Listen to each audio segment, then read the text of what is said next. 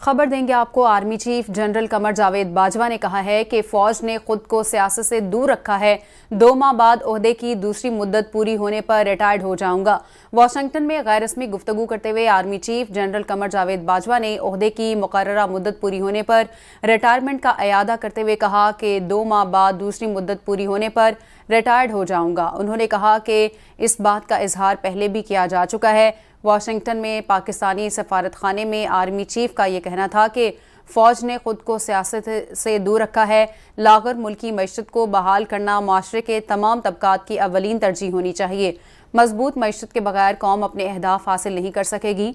उन्होंने कहा कि मजबूत मईशत के बगैर कोई सफारतकारी नहीं हो सकती। आर्मी चीफ ने फ्लोरिडा में समुद्री तूफान से होने वाली हलाकतों और तबाही पर ताज़ियत का इजहार भी किया। उन्होंने कहा कि पाकिस्तान मुतासरीन के ख़ानदानों के नुकसान और दर्द को बखूबी समझता है, क्योंकि पाकिस्तान मौसमियाती तब्दीली के इसी तरह के असरात का सामना कर रहा है। मुलाकात में इत्तफाक किया गया कि अफगानिस्तान समेत अहम बैनुल-अक़वामी मसाइल पर और इंसानी बहरान से बचने और खित्ते में अमन और इस्तेहकाम को बेहतर बनाने के लिए ताउन की ज़रूरत है।